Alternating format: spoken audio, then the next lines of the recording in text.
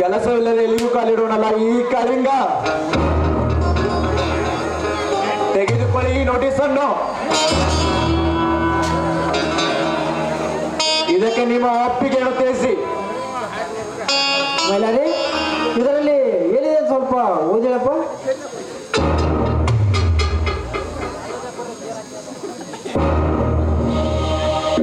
ಅಣ್ಣ, ನಮ್ಮ 4 ಎಕರೆ ಹೊಲವನ್ನು ಬ್ಯಾಟ್ರಿ ಕಟ್ಟಡಕ್ಕೆ ಮಾರಾಟ ಮಾಡಕ್ಕಂತ ನೋಟಿಸ್ ಕಳಿಸಿದ್ದಾರೆ.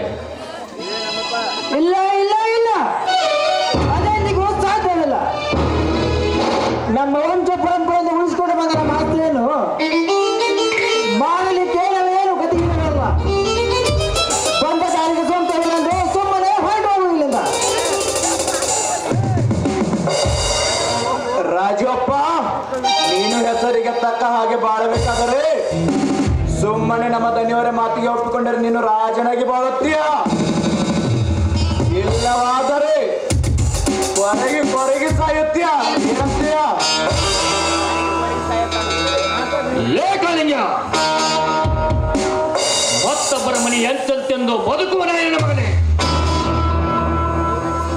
ಆ ನಿನ್ನ ಸಾವುಕಾರನಿಗೆ ಹೆದರಿ ನಮ್ಮ ಹೊಲವನ್ನು ಕೊಡಲಿಕ್ಕೆ ನಿನ್ನ ಹಾಗೆ ನಾಯೆಂದು ತೆಗೆದಿರುವೆ.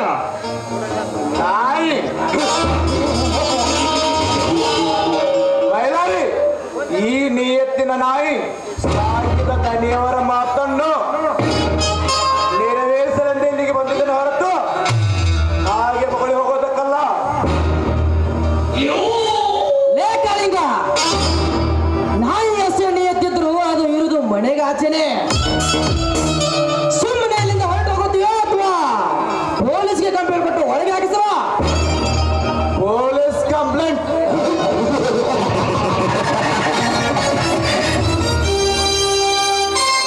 ಯಾರಿದ್ದಾರೆ ಈ ಕಾಳಿಂಗ ಸರ್ಪವನ್ನು ಅರೆಸ್ಟ್ ಮಾಡುವ ಅಧಿಕಾರಿ ಈ ಊರಿನಲ್ಲಿ? ಕೋರ್ಟು ಕಚೇರಿಗಳೆಲ್ಲ ನಮ್ಮ ದಣಿಯವರ ಜೇಬಿನಲ್ಲಿರುವಾಗ ಯಾವ ಅಧಿಕಾರಿಯು ನಮ್ಮನ್ನೇನು ಮಾಡಲಾರನು?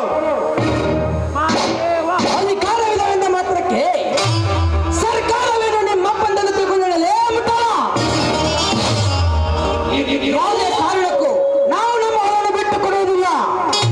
ಸುಮ್ಮನೆ ಹೊರಟು ಹೋಗಲಿಲ್ಲ.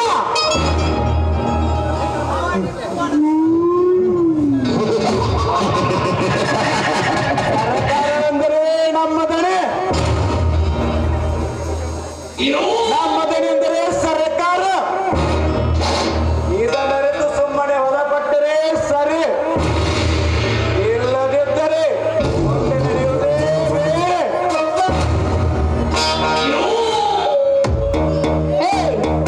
ಯಾವನೋ ನೀನು ಒಂದು ಸಾರಿ ಹೋದ್ರೆ ಅರ್ಥವಾಗೋದಿಲ್ಲನೋ ನಿನಗೆ? ನಮ್ಮ ಹೊಲವನ್ನು ನಿನಗೆ ಮಾಡಬೇಕು. ಸುಮ್ಮನೆ ಹೊರಟೋಗೋ ಇಲ್ಲಿಂದ. ನೋಡಿ, ಒಂದು ಗಂಡಸಿನ ವ್ಯವಹಾರದಲ್ಲಿ ಒಂದು ಹೆಣ್ಣು ಬರಬಾರದಂತೆ. ಒಂದು ವೇಳೆ ಬಂದರೆ ಇದ್ದ ಮರ್ಯಾದೆಯನ್ನು ಕಳೆದುಕೊಳ್ಳಬೇಕಾದ ಎಚ್ಚರ. ಏ ಹುಚ್ಚ ನಾಯಿ, ಮುಚ್ಚು ಬಾಯಿನ. ನಮ್ಮ ಮನೆಗೆ ಬಂದು ನಮ್ಗೆ ಹೆಸರು ಹೇಳ್ತಾ ಇದೆಯಲ್ಲ. ನೋಡು, ಇದು ನಿನ್ನಿಂದಲಲ್ಲ. ನಿಮ್ಮ ಗಣಿ ಅಪ್ಪ ಬಂದರೂ ಸಾಧ್ಯವಿಲ್ಲ. ಮೊದಲು ತೊಲಗೋ ಇಲ್ಲಿಂದ. ನಾನು ಎಷ್ಟು ತಿಳಿಸಿ ಹೇಳಿದರೂ ತಿಳಿದುಕೊಳ್ಳಲಿಲ್ಲವೆಂದರೆ ಅದು ನಿಮ್ಮ ಹಣೆ ಬರಹ.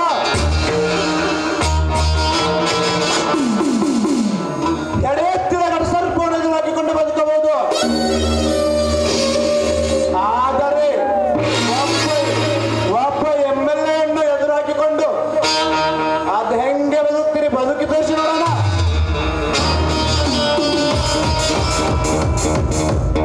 ಲೇಖಲಿಂಗ, ಈ ಮೈಲಾರಿ ಕೋಪ ತಾಪ ನೆತ್ತಿಗೆರೋ ಮೊದಲು ನೀನು ಇಲ್ಲಿಂದ ಕಾಕಿತ್ತರೆ ಸರಿ. ಇಲ್ಲವಾದ್ರೆ ಈ ಮೈಲಾರಿ ಕೈಲಿ ಹೆಣವಾಗಿ ಹೋಗುತ್ತೀಯಾ? ಹೊರಟೋಗಿ ಇಲ್ಲಿಂದ.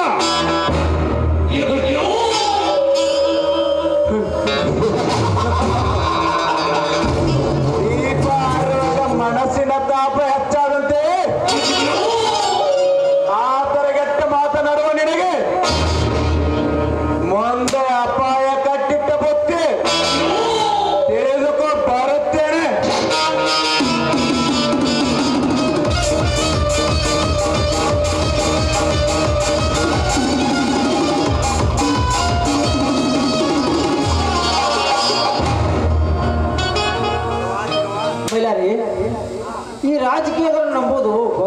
ಕಷ್ಟವಿದೆಯಪ್ಪ. ಇವರು ಯಾವ ಹೊತ್ತಿನಲ್ಲಿ ಯಾರ ಬೆಲೆಗೆ ಚೂರಿ ಹಾಕುತ್ತಾರಂತ ಗೊತ್ತಾಗುದಿಲ್ಲಪ್ಪ, ಗೊತ್ತಾಗುದಿಲ್ಲ. ಅಣ್ಣ, ಇದರ ಬಗ್ಗೆ ನೀನೇನು ತಿಳಿಸಿಕೊಳ್ಳಬೇಡ.